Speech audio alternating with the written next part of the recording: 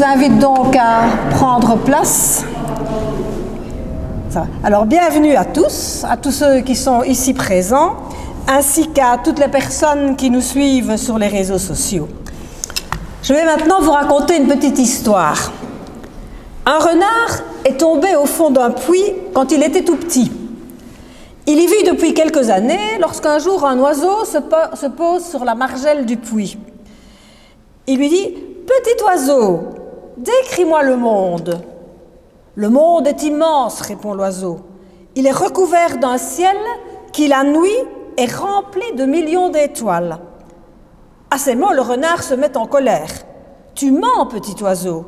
Le ciel, pendant la nuit, je le connais aussi bien que toi.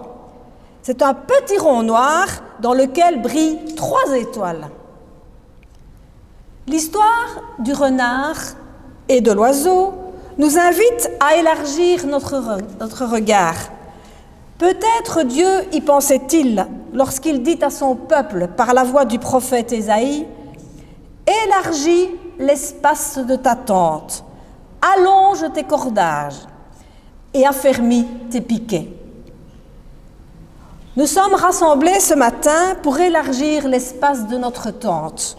Nous vivons ce culte en communion avec l'Église universelle, avec les hommes et les femmes qui, partout dans le monde, se sont retrouvés aujourd'hui autour du même évangile. Nous sommes rassemblés pour allonger nos cordages. Tu n'es pas seul. Tu peux partager ta louange, tes chants, ta prière et ton écoute avec des frères et des sœurs du monde entier.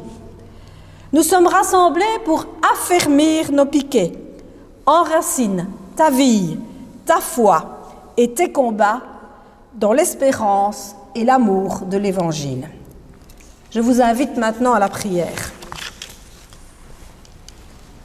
Élargis-nous, Seigneur, élargis notre cœur, notre foi et notre prière.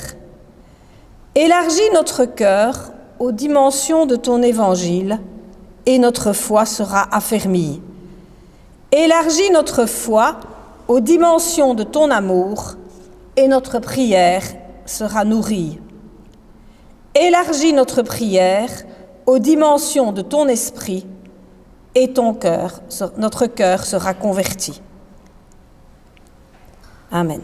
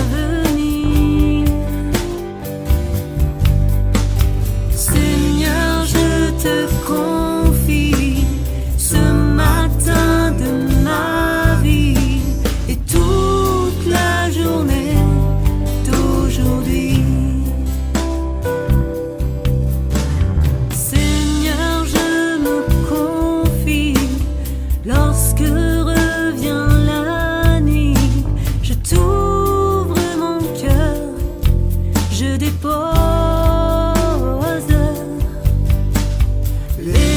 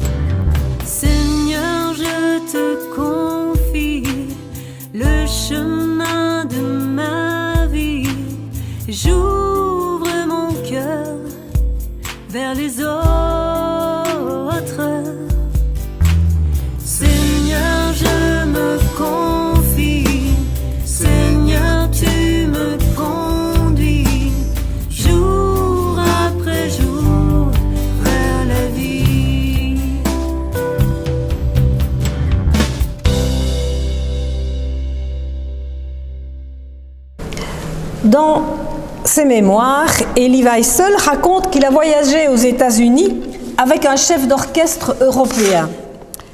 Il décide de lui montrer le Grand Canyon. Devant la majesté du spectacle, le chef d'orchestre garde le silence et au bout d'un moment, il applaudit. La louange, c'est un applaudissement.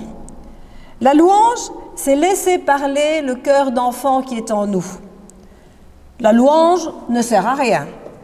Elle est aussi utile qu'un cadeau, aussi précieuse que la gratuité, aussi nécessaire qu'un sourire, aussi importante que la quête du beau.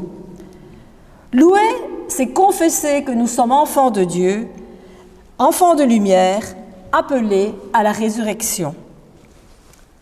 Ce matin, je me suis levée avec une petite angoisse. J'ai ouvert la tenture, je suis allée à la fenêtre et j'ai constaté que le soleil s'était levé encore aujourd'hui. Comme le dit le psalmiste dans le psaume 19, au versets 6 et 7, Dieu a dressé dans le ciel une tente pour le soleil. Le matin, celui-ci paraît. Il s'élance d'une extrémité du ciel et achève sa course à l'autre extrémité. Oui, Dieu nous fait grâce d'un jour nouveau, jour de louange et de reconnaissance. Un autre psaume, le psaume 103, nous dit également « Bénis le Seigneur, ô mon âme, que tout mon cœur bénisse son saint nom. Bénis le Seigneur, ô mon âme, et n'oublie aucun de ses bienfaits. » Prions. Pour le matin et le soir, pour le jour et la nuit, pour la couleur et le noir, pour le souffle et pour la vie, bénis le Seigneur, ô mon âme. Pour le fil de son histoire sur nos vies partagées, que repose en nos mémoires sa grâce, sa fidélité. Bénis le Seigneur, ô mon âme. Pour les semences de l'Évangile plantées en notre terre, son souffle sur notre argile qui donne vie à la poussière, bénis le Seigneur, ô mon âme. Pour la mer et pour les îles, les montagnes et le désert, sa parole dans nos exils et le silence du calvaire, bénis le Seigneur, ô mon âme. Bénis le Seigneur, ô mon âme, et n'oublie aucun de ses bienfaits.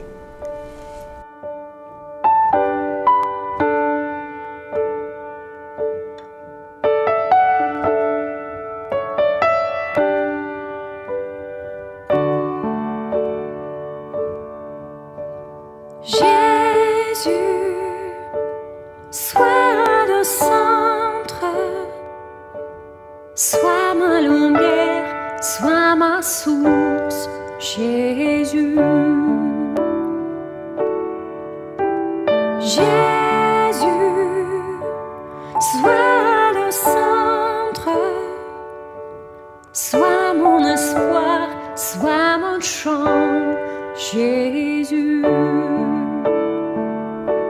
Sois le feu dans mon cœur, sois le vent dans mes voiles, sois la raison de ma vie, Jésus, Jésus. Jésus, sois ma vision, sois mon chemin, sois mon guide, Jésus. Sois le feu dans mon cœur, sois le vent dans mes voiles, sois la raison de ma vie, Jésus, Jésus. Sois le feu dans mon cœur, sois le vent dans mes voiles, sois la raison de ma vie, Jésus, Jésus.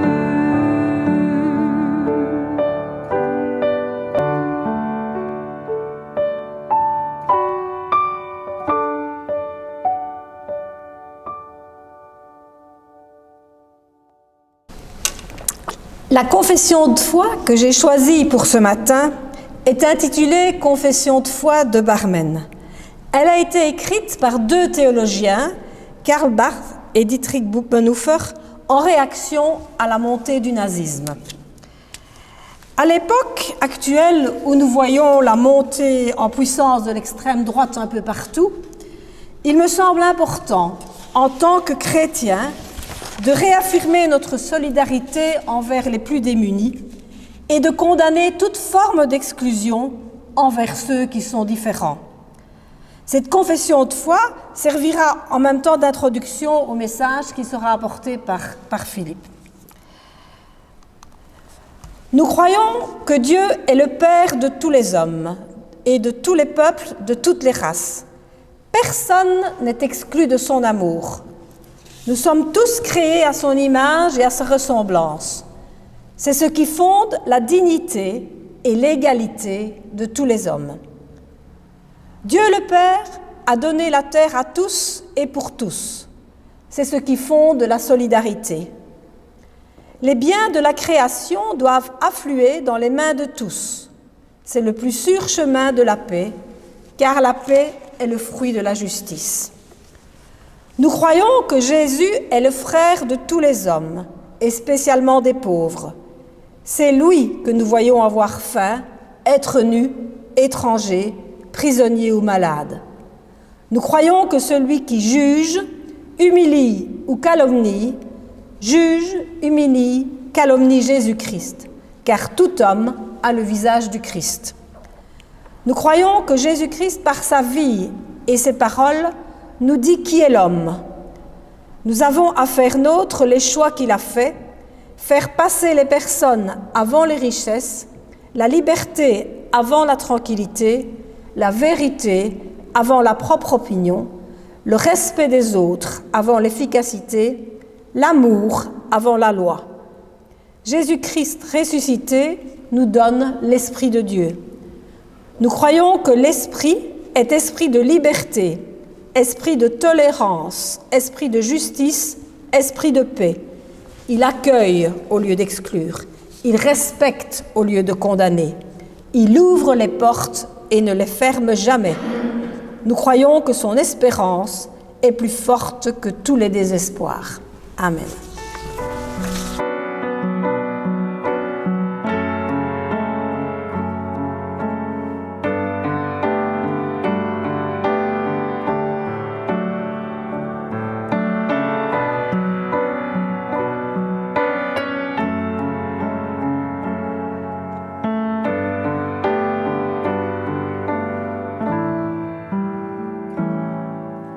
Nous venons dans ta présence pour chanter tes louanges et notre reconnaissance de ce que tu as accompli.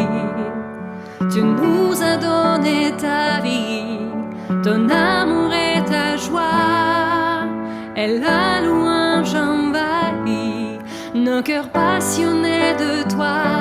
Tu es le Créateur puissant, l'agneau ressuscité, toi seul peux triompher de la mort et du péché. Tu as délivré ton peuple pour la vraie liberté. Je veux suivre tes pas, chaque jour être avec toi. Nous venons dans ta présence pour chanter tes louanges et notre reconnaissance de ce que tu as accompli. Tu nous as donné ta vie, ton amour et ta joie, et la louange envahit nos cœurs passionnés de toi.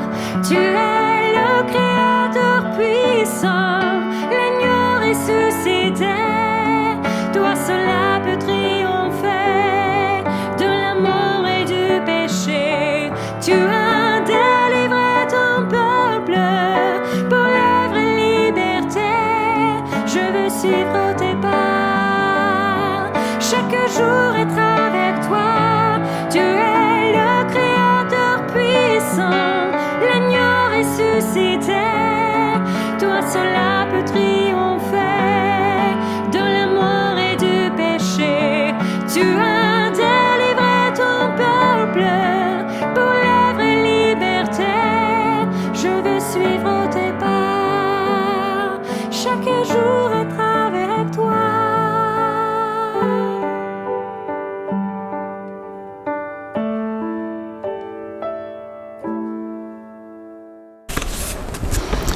Eh bien, je vous invite à la prière avant de commencer ce message.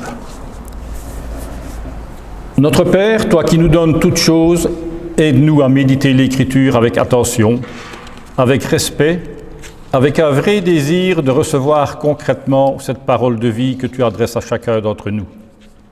Fais que non seulement nos esprits soient touchés, mais encore notre cœur, pour mieux t'aimer, toi notre Dieu, ainsi que tous nos frères et sœurs. C'est en Jésus-Christ que nous t'en prions. Amen. Eh bien, le culte, le message que vous allez entendre aujourd'hui vient d'un message que notre ex-pasteur Martin avait écrit en 2017. Donc, nous ne l'avions pas entendu puisqu'il était parti déjà depuis un bout de temps. Et c'est à partir de ce message que nous allons un peu parcourir le livre et l'histoire du prophète Jonas. Nous connaissons tous l'histoire de Jonas qui fut appelé par Dieu pour se rendre à Ninive afin de crier contre cette ville car sa méchanceté était montée jusqu'à l'Éternel. Mais Jonas rebelle va de refus en refus pour se dérober à cet appel. C'est ainsi que le Jonas de la Bible nous est présenté comme un personnage boudeur qui court dans toutes les directions pour échapper à l'ordre reçu de Dieu. Il va à l'ouest quand Dieu l'appelle vers l'est, il affronte la tempête, il est avalé par un poisson qui lui servira quand même de taxi. Un personnage qui se fâche alors lorsque les païens vers lesquels il est envoyé se convertissent et sont pardonnés de Dieu. D'après les biblistes, ce récit a été écrit au retour de l'exil de Babylone, c'est-à-dire 4 à 5 siècles avant Jésus-Christ. Rappelez-vous qu'à ce moment-là, le peuple avait été emmené en captivité, mais à présent, revenu sur ses terres d'origine, il traverse une période de grave crispation nationaliste. Il est à la recherche de son identité. Cette crispation est à la base d'une politique de main de fer menée par les dirigeants du peuple. Il était par exemple interdit d'avoir des contacts avec des personnes, des hommes ou des femmes qui ne faisaient pas partie du peuple. Le mariage mixte, bien entendu, d'un juif avec une étrangère était totalement interdit. Ils allaient même jusqu'à ce que les mariages qui avaient été conclus avant cela, soient complètement dissous. Il suffit pour vous, si vous voulez vous rappeler de cet événement, vous relisez le chapitre 13 du livre de Néhémie, où lui-même en venait aux mains avec certains couples pour dissoudre les unions. Néhémie veut que l'Éternel soit servi en premier. Et pour rester pur, il interdisait donc tout contact avec d'autres peuples. De cette politique s'ensuit évidemment un repli sur soi, où tous les autres sont exclus, voire carrément méprisés. On s'enferme comme dans un bocal. Pour dénoncer cet esprit sectaire, exclusif, l'auteur du livre de Jonas nous a écrit donc un conte mettant en scène de manière humoristique, parfois même satirique, un prophète plutôt récalcitrant. Jonas était un fervent admirateur de Dieu. Acharné à défendre sa cause, et étant donné la méchanceté des habitants de Ninive, il n'a aucune envie que ces païens se convertissent. Il veut défendre l'honneur de son Dieu et l'empêcher de fréquenter ces païens. C'est pourquoi il refuse sa mission. Lorsque la parole de l'Éternel lui a été adressée, en Jonas 1, verset 2, donc tout au début de ce livre, « Lève-toi, va à Ninive, la grande ville, et crie contre elle, car sa méchanceté est montée jusqu'à moi. » Pourtant, c'était une belle occasion pour dire ces 4 vérités à ce peuple païen, à cette ville du paganisme, cette ville redoutable quand même, et haïe depuis 7 siècles, car en 722 avant Jésus-Christ, elle avait fait chuter Samarie, la capitale du royaume du Nord. La proclamation contre Ninive que Jonas est appelé à faire ne serait-ce pas un juste retour des choses? Enfin, le mal serait puni, les comptes seraient réglés. Pourquoi alors Jonas refuse-t-il cette mission? La raison nous est donnée plus loin au chapitre 4 où nous pouvons lire « Ah Seigneur, je savais que tu es un Dieu bon et miséricordieux, lent à la colère et riche en bonté, et qui revient sur sa décision de faire du mal. » C'est à peu près en ces mêmes termes que Moïse déjà avait invoqué le Seigneur après l'épisode du veau d'or. Souvenez-vous, Moïse est resté 40 jours absent, il descend de la montagne avec les tables de la loi pour constater que le peuple est en train de danser autour du veau d'or. Furieux, Moïse casse les tables, mais néanmoins, il prie le Seigneur pour qu'il pardonne le peuple. Et le texte nous dit « L'Éternel regretta le malheur dont il avait déclaré qu'il le frapperait. » Jonas a compris que la situation païenne de Ninive sera reproduite comme celle d'Israël adorant le veau d'or et que Dieu pardonnera comme il l'a déjà fait une première fois. Mais ça, Jonas ne le veut pas. Alors, lorsque Dieu lui dit « Lève-toi et va », dès que Jonas reçut l'appel de Dieu, il ne peut plus l'ignorer et se met immédiatement en route. Dieu lui dit « Va à Ninive, à l'Orient », et Jonas part à Tarsis, à l'Occident. Il prend complètement la direction opposée vers l'Espagne à ce moment-là, et Jonas donc s'en va sans même en rediscuter avec Dieu. Il réserve donc une place sur un bateau. Aujourd'hui, on pourrait dire que l'auteur aurait écrit « Il réserve un billet pour Tenerife ». Heureusement, Dieu a des moyens plus grands pour rattraper son prophète. Jonas étant en mer, Dieu provoque une tempête, un vent violent, une mer déchaînée, un bateau qui craque de toutes parts. Les matelots paniqués ne savent plus à quel saint se vouer. Ils finissent par tirer au sort le coupable. Et bien entendu, c'est Jonas qui est désigné. Il leur raconte alors son histoire.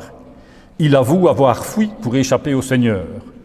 Nous connaissons la suite, même à sa demande, hop, on balance Jonas par-dessus bord, et la fureur de la mer s'arrêta, précise le texte. Ce retournement de situation spectaculaire impressionne les matelots au point qu'ils se tournent vers Dieu. Eux dont les prières s'adressaient aux dieux, aux divinités diverses, un peu chacun la sienne, ils s'adressent maintenant tous au Dieu unique. C'est là où nous voyons l'humour de Dieu dans ce récit également.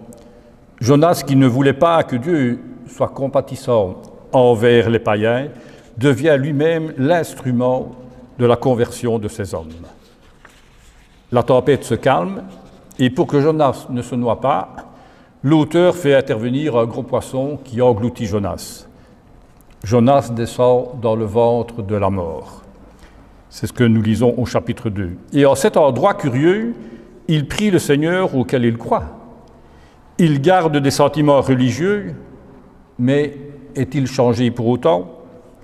Pas vraiment, car même dans le ventre du poisson, il fait valoir l'alliance que Dieu a conclue avec les Juifs, et il dit alors dans sa prière « Ceux qui s'attachent à de vaines idoles éloignent d'eux sa miséricorde.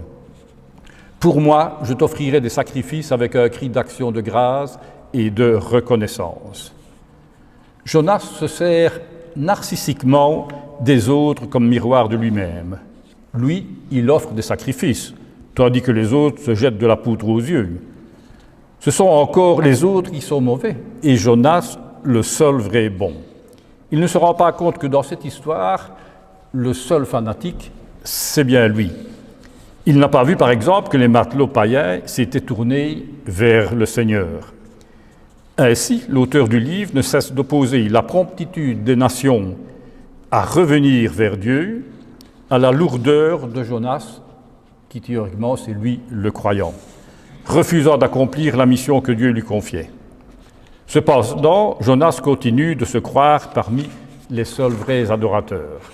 La leçon n'a donc pas servi, mais qu'à cela ne tienne, le Seigneur ne se décourage pas. Le récit de Jonas est comme une illustration de la foi que Dieu a en l'homme. Dieu croit en Jonas jusqu'au bout. Il veut le sauver de ses refus, de toutes ses rancunes, de son enfermement. Il ne lui retire jamais sa confiance, ni même sa mission. Il donnera donc au prophète récalcitrant une nouvelle chose d'obéir.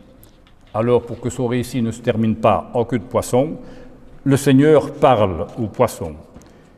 Et celui-ci va recracher Jonas sur le rivage.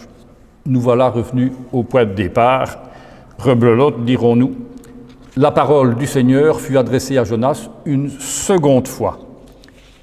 Et cette fois-ci, Jonas semble prendre le bon chemin. Il accomplit enfin sa mission. Mais quelque chose nous montre encore qu'il en refuse les conséquences. Ninive était une grande ville, il fallait 3 jours de marche pour en faire le tour. Jonas commence par faire une journée de marche.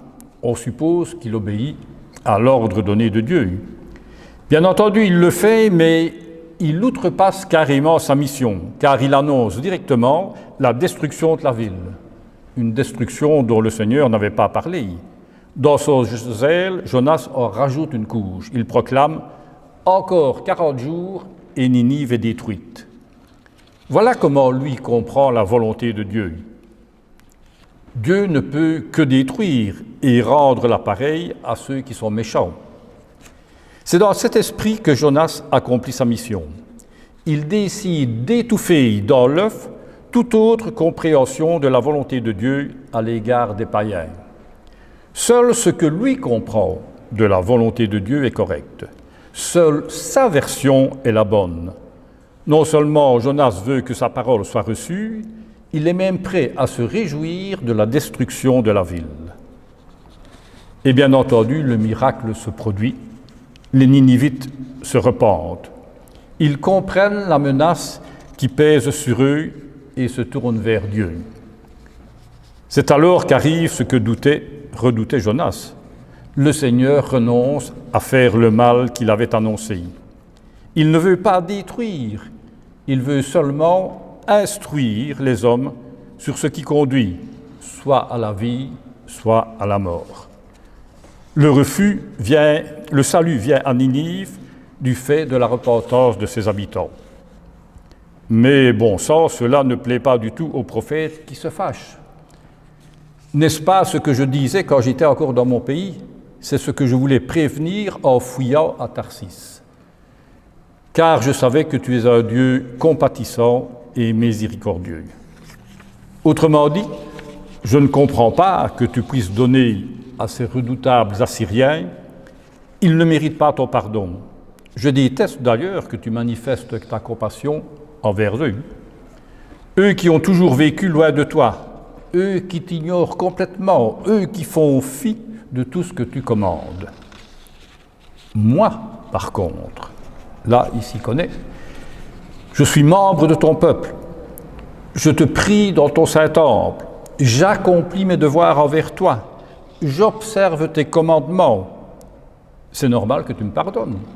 C'est normal que tu tiennes compte de ma dévotion, de ma fréquentation au temple, de mes lectures de la Torah, de mes prières quotidiennes, de mon culte personnel. Et écœuré, Jonas ajoute « Prends-moi la vie, je t'en prie, car mieux vaut pour moi mourir que vivre. » Jonas est dans un rapport donnant-donnant avec Dieu. Je te donne, donc tu me dois. Je suis tes ordres, donc tu m'es redevable. Je vais au temple, tu dois m'être favorable. Tandis que les autres, ceux qui t'ignorent et vivent comme bon leur semble, eux doivent mourir. Pour Jonas, le pardon des Ninivites n'était pas justifié. Ce peuple était méchant, persécuteur, et Jonas désire que la justice soit faite dans toute sa rigueur. C'est ainsi qu'un commentaire sur le livre de Jonas a été intitulé « Jonas, bras de fer avec un Dieu de grâce ». La colère peut-elle ouvrir notre intelligence pour comprendre ce qui se passe vraiment? Comment osons-nous prendre de telles attitudes? Qu'est-ce que Jonas connaît de chaque Ninivite? Pourquoi ces derniers sont-ils si méchants? Qu'est-ce qu'ils seraient devenus s'ils étaient nés ailleurs, avaient grandi dans un autre contexte, peut-être dans une autre religion? Comment les enfants ont-ils été élevés? À quoi les parents les ont-ils habitués? Quel exemple ont-ils eu? Que connaissons-nous de chaque personne, de chaque individu, quel qu'il soit et d'où qu'il vienne? Bref, voilà bien un tas de questions à se poser assez régulièrement. Même pour beaucoup de chrétiens de nos jours, réfléchir, ça fatigue, ça complique la vie. C'est plus commode, bien entendu, de diviser le monde en deux camps. Les sauvés d'un côté, les perdus de l'autre. Les chrétiens d'un côté, les païens de l'autre. Les bons, les mauvais. Les hétéros, les homos. Et fort heureusement, moi je suis parmi les bons. Ce raisonnement est terrible, orgueilleux et même dévastateur. On n'a aucune peine à l'actualiser en imaginant un nationalisme, un racisme ou encore un fanatisme religieux de nos jours imposant une pensée unique. Regardez ceux qui se crispent sur leurs certitudes. Observez ceux qui refusent de s'ouvrir envers les personnes qui pensent autrement. Constatez la haine de l'étranger qui anime beaucoup de monde. Remarquez le repli sur ses propres valeurs qu'on croit les seules bonnes. Repérez la conscience de ceux qui se croient dans leur bon droit contre tout le monde et, s'il le faut, contre Dieu lui-même. Tout cela, nous le déplorons aujourd'hui encore de nos jours. La tentation de se fabriquer un Dieu à son image, l'utilisation de Dieu à son profit, le refus de se laisser interpeller et partager l'amour du Père avec ceux qui sont différents, voilà ce que nous rencontrons aujourd'hui. Aussi dans des Jonas modernes qui se croient investis d'une mission, se croyant l'objet d'une attention particulière de la part du Seigneur. Des Jonas qui ont une confiance inébranlable en eux-mêmes, une haute opinion de leur propre personne, faisant valoir leurs privilèges et leur comportement. On n'a aucune peine de trouver encore aujourd'hui des croyants de cette espèce qui, de par leur bord, leur statut d'enfant de Dieu. Martin Luther King a écrit à cette attention, justement, encore un visionnaire, « Nous avons appris à voler dans les airs comme des oiseaux. Nous avons appris à nager dans les océans comme des poissons. Mais nous n'avons pas encore appris à marcher sur la terre comme des frères. » Au vu des événements, Jonas se fâche. Il est fâché sur les Ninivites qui se repentent, fâché sur Dieu, car il ne punit pas un peuple qui le mérite, fâché car il est politiquement incorrect que Dieu change d'avis et pardonne. Cette faiblesse de Dieu l'irrite. Mais heureusement, celui-ci, Dieu donc ne l'entend pas de cette oreille. Jonas ne l'entraînera pas dans sa colère. Écœuré, alors Jonas se construit une hutte. Il s'assied pour observer ce qui va arriver. Comme il fait très chaud dans ce pays, il souffre de la chaleur. Et en une seule nuit, Dieu fait pousser une plante magnifique, un ricin, pour donner de l'ombre à Jonas, qui bien sûr s'en réjouit. Qu'est-ce qu'il est bien ainsi, à l'abri de son arbre? À son grand malheur, le lendemain, donc en une deuxième nuit, Dieu fait dessécher la plante qui va mourir. Le lendemain, donc quand le vent se lève, n'ayant plus d'ombre, le soleil frappe la tête de Jonas qui tombe en défaillance. Il se fâche au point de redemander la mort. Dieu lui répond, « Jonas, fais-tu bien de te fâcher à cause du ricin? » « Oui, je fais bien de me fâcher au point de demander la mort. » Et le Seigneur lui répond, « Toi, tu as pitié du ricin qui ne t'a coûté aucune peine et que tu n'as pas fait croître, qui est né en une nuit et qui a péri en une nuit. Et moi, je n'aurai pas pitié de Ninive, où se trouvent plus de 120 000 hommes qui ne savent pas distinguer leur droite de leur gauche, et des animaux en grand nombre. Si la sollicitude divine s'étend jusqu'aux animaux, à plus forte raison s'inquiète-t-elle des hommes, y compris des enfants en bas âge qui ne distinguent pas leur droite de leur gauche. Le souci de sa propre personne lui cache le monde et sa souffrance. Il a pitié d'un arbre, mais il est indifférent au sort d'êtres humains.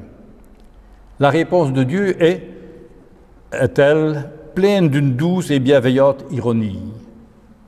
La plante disparue, Jonas souffre 1000 morts. Ninive disparue, qu'est-ce que moi j'aurais souffert, dit Dieu. Et sans rien dire de plus, devant cette parole, Dieu se révèle plus humain que l'humain. Et le narrateur se tait alors et termine son conte. Mais fort heureusement, l'histoire n'est pas finie. Car c'est dans le silence de Jonas que commence une autre histoire.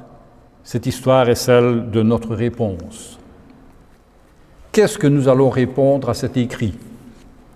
Il attire notre attention sur une donnée constante, la grâce incroyable de Dieu envers les hommes égarés et même envers les prophètes égarés comme Jonas. On peut en conclure que Jonas et Ninive se ressemblent comme deux gouttes d'eau, nous dirions des jumeaux. Pourquoi l'un s'élèverait-il au-dessus de l'autre alors? Pourquoi Dieu n'exerce-t-il pas sa miséricorde aux deux? C'est ainsi que le livre de Jonas nous fait entrevoir que tous les espoirs sont permis. L'auteur attire l'attention non pas sur le grand poisson qui a avalé le prophète Jonas vivant, mais sur le grand Dieu qui fait triompher l'amour sur toute autre considération, même sa justice. Oui, le livre de Jonas nous remet en question. Plutôt que de faire une attaque frontale contre tous les intégrismes, les nationalismes, les fondamentalismes, l'auteur dissimule ses propos sous les traits d'un écrit humoristique. On l'aurait comparé à ce moment-là du Charlie Hebdo de l'époque. Un récit qui nous surprend et parfois nous trouble par ses déroulements inattendus, et peut-être même par la vérité éternelle qu'il révèle. La compassion inconditionnelle de Dieu. Certes, l'histoire serait plus intelligible si la parole divine était toujours aussi finale, définitive, univoque, comme un dogme ou un décret. Mais au-delà de la justice et de la colère, il y a le mystère de la compassion. Avons-nous des pensées étriquées alors que celles de Dieu sont larges? Sommes-nous adeptes d'une communauté aseptisée au détol ou maintenant au gel hydroalcoolique, de peur que les germes et les microbes déjà considérés comme mauvais nous contaminent? Le local où nous nous réunissons risque-t-il de devenir un bocal où seuls sont bienvenus ceux qui vivent selon notre manière de voir les choses? Sommes-nous partisans plutôt d'une Église exclusive qu'inclusive, ou préférons-nous une Église où les portes sont grandes ouvertes, où chacun pourra se mettre à l'écoute d'une parole de Dieu capable de transformer nos cœurs et d'apporter un sens à la vie? Une Église où personne ne se sent jugé, catalogué, voire rejeté parce qu'il est légèrement différent. L'auteur du livre de Jonas ne fait pas un sermon, mais il dénonce des choses graves avec légèreté et humour. Il veut faire comprendre aux fanatiques de tous bords que Dieu aime à la fois les gens de Ninive, les gens de Ninive, païens invétérés, les matelots adorant d'autres dieux, Jonas, prophète rebelle, mais qu'il m'aime aussi, qu'il vous aime, qu'il nous aime nous aussi, lecteurs d'aujourd'hui qui ne sommes pas meilleurs que les autres. Que Dieu nous donne donc d'être toujours étonnés et reconnaissants pour sa compassion envers toute l'humanité, qui est l'œuvre de ses mains et l'objet de son amour indéfectible. C'est pourquoi je vais vous laisser avec un verset qui provient du prophète voisin de Jonas, c'est juste le livre suivant, c'est en Michée 7 que vous le trouverez au verset 18. « Quel Dieu est semblable à toi, qui pardonne l'iniquité, qui oublie les péchés et qui ne garde pas sa colère à toujours, car il prend plaisir à la miséricorde. » Amen.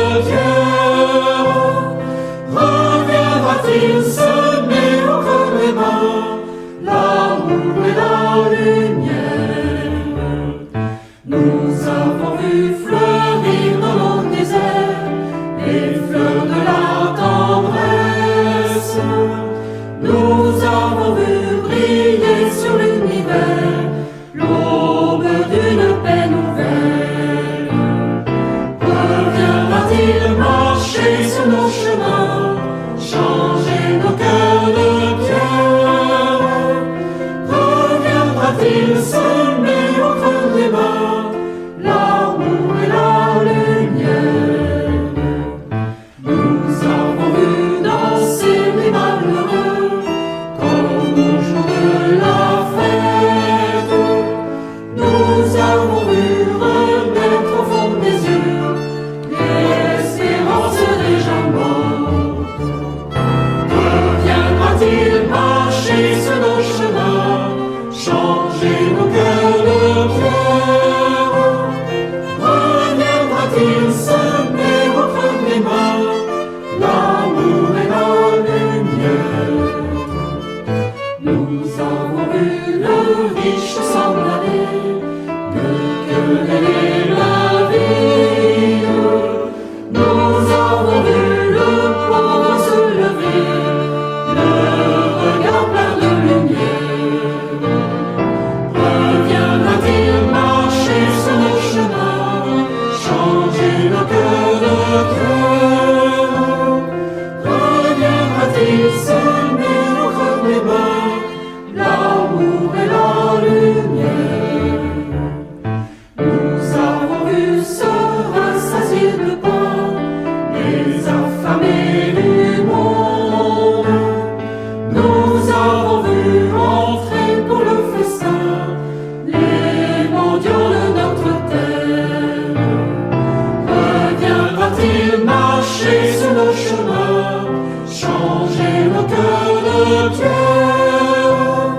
Reviendra-t-il semer au creux des mains l'amour et la lumière? Nous avons vu s'ouvrir les bras de Dieu devant le Fils prodigue. Nous avons vu jaillir du cœur de Dieu la fontaine de la vie. Il reviendra au terme des chemins, nous prendrons sa lumière. Il reviendra nous prendre par la main pour vivre auprès du Père.